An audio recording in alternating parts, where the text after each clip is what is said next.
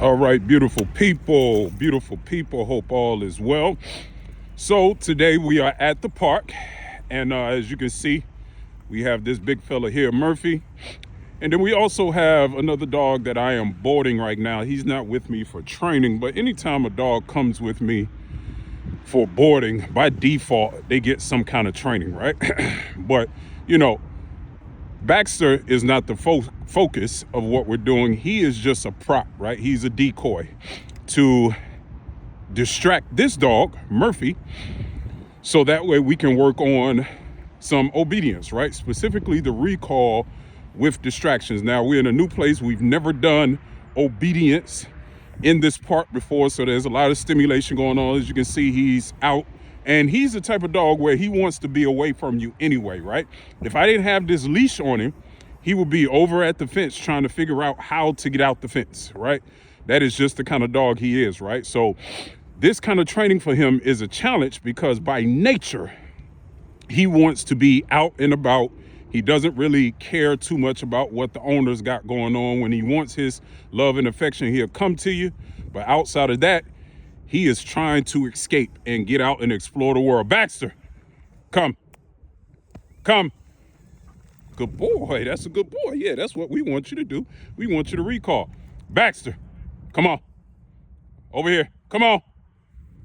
Let's go, come on. Good boy, that's a good boy, Baxter. That's a good boy. That's a good boy. Hey, stop it. That's a good boy, Baxter.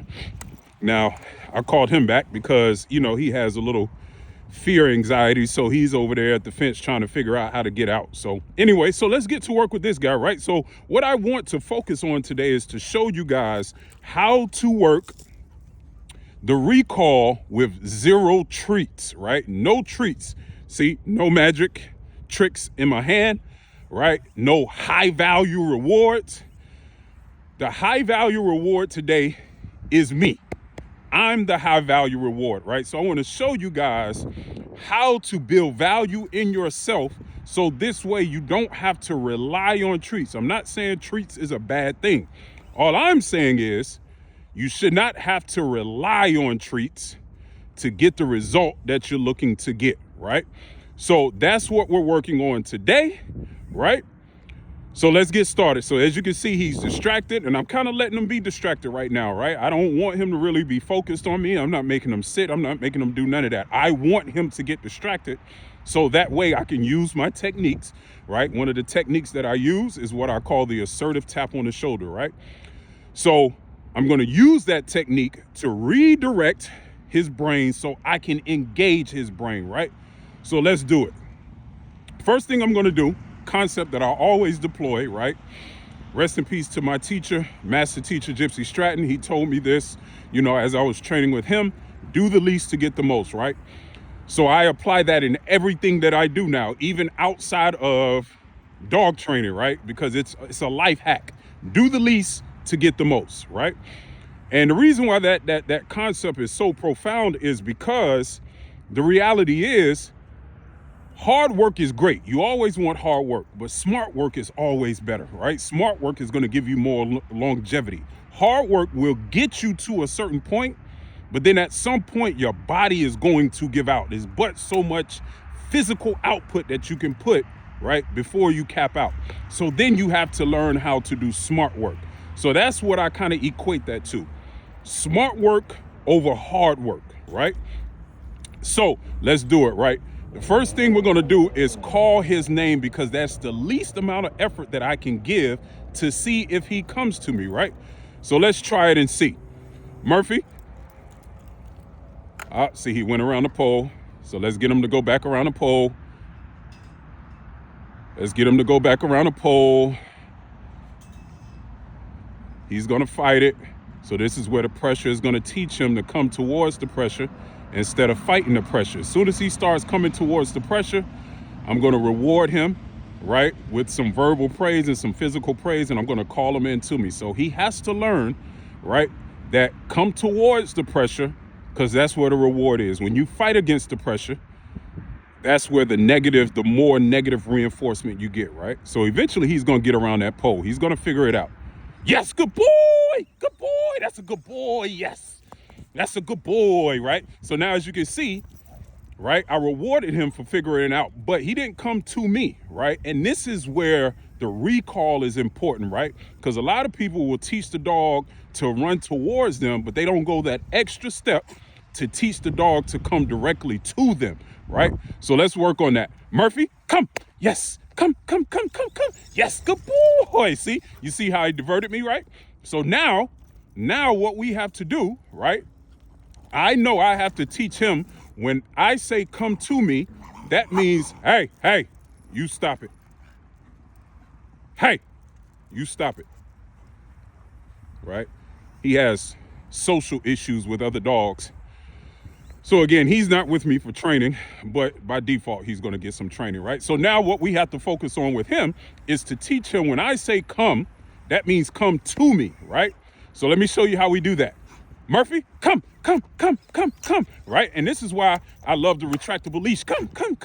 You see, I changed direction. When he changed direction, come. Right here. Yes, good boy. Yes, sit. Yeah, that's a good boy, Murphy. You see how I changed direction, right? You see how he'll come to me for a certain distance and then he diverts. So what I have to do is use that assertive tap on the shoulder. And basically what that assertive tap on the shoulder is, hey, I'm calling you. Yes, good boy. Yes, good boy. That's a good boy. Now, the key thing is, right, physical praise is always going to be more valuable. So yes, let's continue to work our recall. So like I said, the most important thing is, right, when you do that recall, when you call him to you, he must understand that means come to you. That doesn't mean run halfway and then get distracted and go another way, right? And again, this is in his genetic code. He is not the dog that wants to be right next to you and all up on you like some dogs, right? Some dogs you don't even have to teach to come to you. They'll come to you because they just want to be on your lap. He is not that dog, right? So let's do it again. Again, concept, doing the least to get the most. I'm gonna call his name first, right? And see if he comes to me. Now, here's what I want you to pay attention to is what I do after I call his name, right? Murphy, come. Right here, come. Yes, good boy, sit. Nope, come. Murphy, yes, right here. Yes, good boy, sit. That's a good boy, yes. So big physical praise because he came to me, right? Again, no treat. I didn't give him no treat, no food in my hand. I became the treat, right? So the key with this is knowing when to use that assertive tap on the shoulder. You see how he looks? Good boy, yes. Come. Good boy, sit. Right there, sit. Yes, good boy. That's a good boy. Yes, come. Yes, come. I become the treat, right? Chase the rabbit. Come. Sit. Yeah, good boy. Free. Good boy, yes. That's a good boy. So yeah, you gotta become the rabbit, man. You gotta become the rabbit because you activate that natural instinct for dogs to chase you, right? So that's how you become more valuable. That's how you become the treat. That's how you become the high value reward. Now, don't get me wrong. There's nothing wrong with using a treat. But me personally, I don't like to make that the foundation of my training because then I have to fade the treat, right? I have to wean the dog off of, hey, if you don't got a treat, then I don't really have to do what you're asking me to do, right? I can skip that process. Now, if I want to come in on the back end, right, just to make it a little cleaner, right? Because there's things you can do like luring and things like that, right? Which is what I believe to be a higher level of training, right? Specifically if you're looking to do competitive obedience or anything like that, then you can come back and stack that luring technique, right, with the treats because you're able to do things that makes it a little bit harder without the treat to do. But just for basic, what I call pet obedience, Honestly, there's very rare times where I have to use a treat. Most of the time when I deploy a treat, 100% of the time is when the dog is a puppy, right? Because as puppies, we have to walk a fine line with balancing, not breaking the dog's spirit with using adversive tools like this, right? And building the dog's confidence at the same time, right? And that's where the balance comes in, right? And that's where a lot of people lack that balance. So with puppies, I use treats way more, right? Because again, I just want to make sure I uplift the dog's spirit with the least amount of adversive type training, right?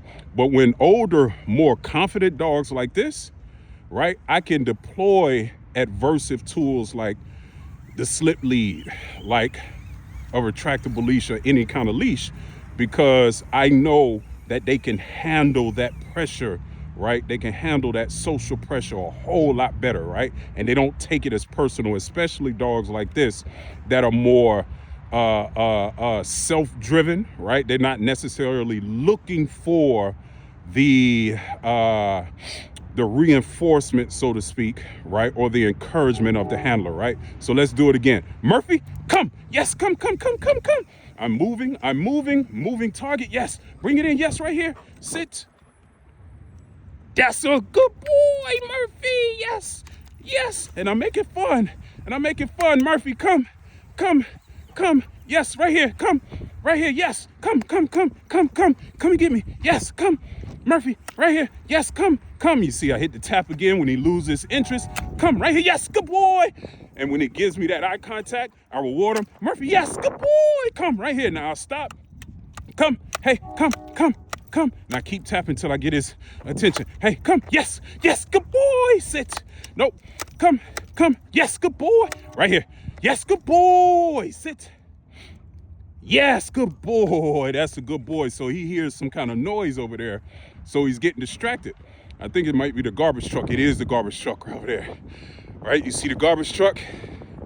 So the garbage truck has him distracted, which is good. This is why I came to the park, right? There's a whole lot of distractions that I just can't duplicate when, he's in an environment that he's used to, right?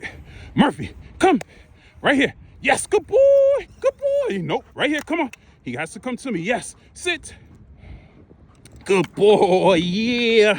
That's a good boy. If you notice, I always got that hand out, right? That's like his landing strip. That's saying, hey, this is where I want you to come, right here to me. And when you get there, you're gonna get all the love and affection from this hand, right? Everything good has to come from the master's hand. Treats, food, everything, right? So there's many different ways that you can use that landing strip technique, right? But he must understand this is where everything good happens when you come in here, right? So let's do it again. Murphy, come. Yes, sit. That's a good boy. Yeah, Murphy. That's a good boy. Murphy. Now I'm gonna actually give him some free time. First, let me put him in a sit. Hey, Murphy, sit. Yes, good boy. Now I want to test to see if free. Good boy. Yes, free. He doesn't really know free yet. Free. Good boy. Yes. Good boy. So this is how you work that recall, right? So now here's the test, and I doubt he's going to do it because you should see he's right there at that fence. He's ready to go. This is him. This is his personality, right? He's the dog that just wants to run free. Now you have to attest that to, or, you have to give credit to the type of dog he is. He is a Bernedoodle, right? He is a Bernese Mountain Dog and a Poodle cross, right? So I see a lot of the characteristics of that Bernese Mountain Dog that used to being outside, wants to be outside in the wilderness, exploring things, right? If you guys don't know anything about Bernese Mountain Dogs, right, they are shepherd type, and they use them a lot for search and rescue, right? But they are shepherd type dogs, right? And also, and shepherd type dogs also have protection instincts as well, right? Because they protect the flock, right? Or flock guardian type dog. That's a better description, right? They are flock guardian type dogs. So they have that protection instinct, right? But I'm seeing a lot of that Bernese Mountain Dog in his characteristic, because he's the dog that just wants to go and explore. Like I'm telling you, if he gets out of this fence, right, which this is not the most secure gate right now, so I'm definitely going to, you know, keep my eye on him to where he doesn't push it open and just runs away. I'm telling you, this guy will be gone, right? I will have a hard time getting him back, right? Because his genetics, his brain, right, is telling him, explore, good boy, yes, come. Sit. Yeah, that's a good boy. That's a good boy. Yes. Murphy, come. Murphy, come here. Murphy. You see how now I don't have the leash on, right? So it's hard. Come. Murphy, come. All right, see? And this tells me he needs more work on the off leash. Now, off leash is, you know, considered level 2, right? So, yes, good boy, come here. That's a good boy. You see how he runs away? He comes and then he runs away. This is who he is, man. So we're gonna definitely have to get more diligent, right? And more persistent and more consistent with his on leash to make sure that when he goes back home, right, he is much more proficient. Come, yes, come. You see how with the leash on, right? He knows when that leash is on, sit, right? He has to comply, good boy. When that leash is off, right? And this is where, right, other tools that get a bad name because bad people use the tools, they misuse the tools. This is where, unfortunately, you miss out on, you know, being able to up the ante or get the leverage on the dog, right? So this is where a tool like an e-collar will come into place. An e-collar is literally nothing but an electric leash, right? That's literally all it is, right? You use the e-collar the same way for the most part, especially when you're teaching obedience, things like recalls and stuff like that. All you're doing is teaching the dog how to turn the pressure on and turn the pressure off. It's the same concept as I'm doing here with the assertive tap on the shoulder, right? You see when I tap, he knows that means come.